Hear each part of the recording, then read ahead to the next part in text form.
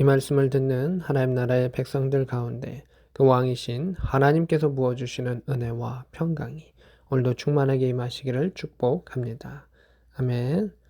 오늘 계시록 말씀 보겠습니다. 16장 12절입니다. 또 여섯째 천사가 그 대접을 큰 강 유브라데에 쏟음에 이렇게 되어 있습니다.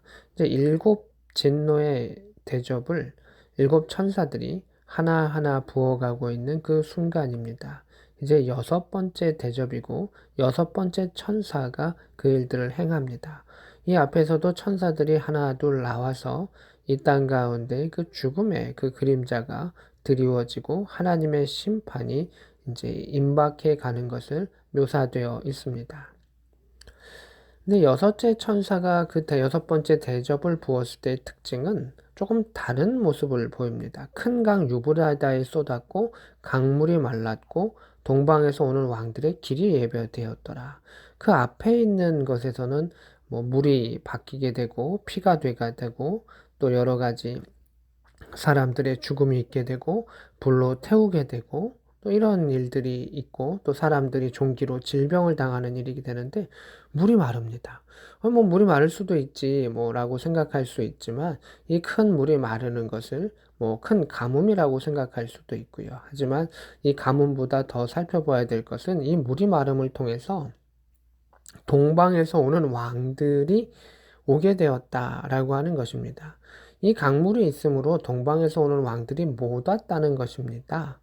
이 동방에서 오는 왕들은 전통적으로 원방에서 멀리서 오는 이스라엘의 적을 의미할 때가 많이 있습니다. 하나님의 은혜 가운데에 강이 있고 그 강이 결국은 은혜의 강이 말라버려서 동방에서 오는 적들이 이제 준비되어 있고 쳐들어오는 것입니다.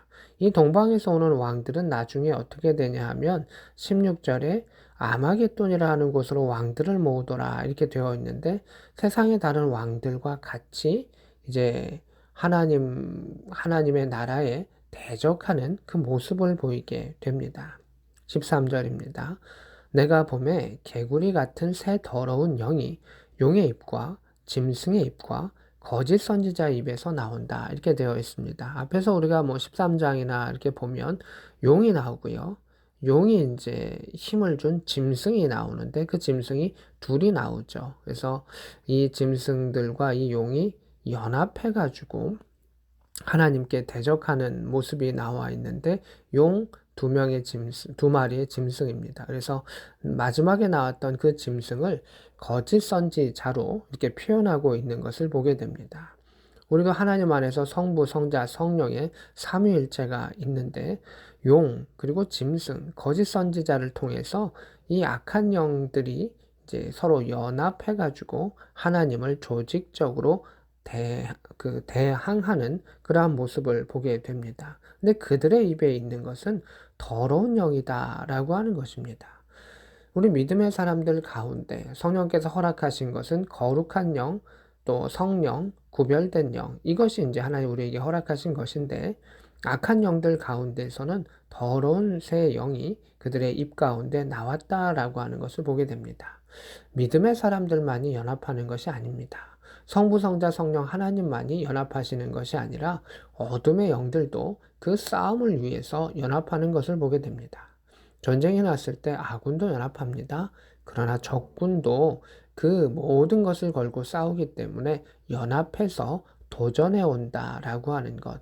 악한 영이 결국 그 오합지졸이 아니라 그들조차도 모여서 거짓의 영을 중심으로 싸운다. 우리는 거룩한 영을 중심으로 하나님의 성령을 중심으로 모이는 백성이다라고 하는 것을 보게 됩니다. 오늘날 많은 이단들이 있고요. 또 거기에 미혹되는 사람들이 있습니다. 왜 그러한 것이 있을까요? 그들의 입에 거짓의 영, 미혹의 영이 좌우하기 때문에 우리가 거룩의 영을 입지 아니하면 그들에게 끌려갈 수밖에는 없다라고 하는 것을 보게 됩니다. 또한 14절입니다. 그들은 귀신의 영이라 이적을 행하여 온 천하 왕들에게 가서 하나님 곧 전능하신 이의 큰 날에 있을 전쟁을 위하여 그들을 모으더라 이렇게 되어 있습니다.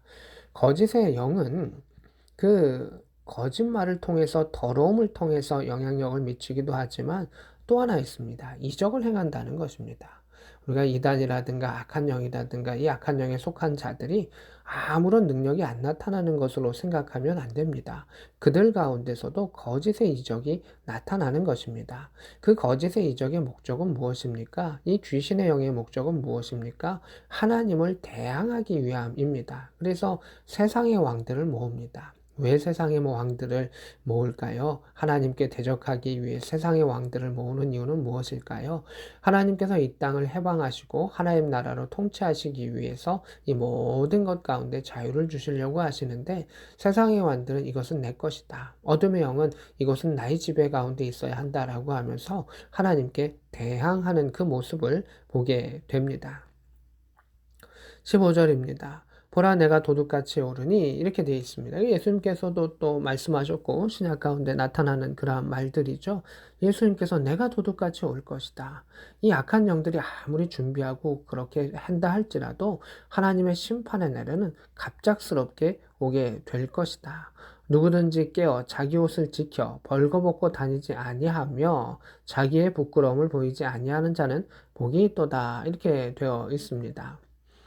그래서 이 3장이나 앞에 나왔었던 자기 옷을 지키고 흰 옷을 입는 그러한 사람들의 그 모습처럼 자기 옷을 지킨다. 예수 그리스도께서 우리에게 주셨던 구원의 의를 옷 입고 있는 자, 그 구별됨과 거룩함을 옷 입고 있는 자는 구원의 백성이 된다라고 말하고 있습니다. 근데 자기 옷을 지킨다라고 말하고 있습니다. 왜 지킨다라고 말할까요?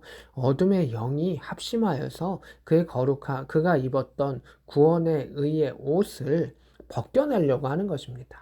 뺏어가려고 하는 것입니다. 그래서 우리는 영적인 싸움 가운데 우리가 경각심을 가져야 할 것은, 나는 안 해요, 나중에 해요, 나는 훈련받지 않아도 돼요, 나는 성장하지 않아도 돼요 라고 말하는 건 우리의 가장 중요한, 우리의 영의 생명과 관련된, 천국의 티켓과 관련된 그 거룩한 옷을, 구별된 옷을, 예수 그리스도의 구원의 그 옷을 우리가 빼앗길 수 있다는 것입니다.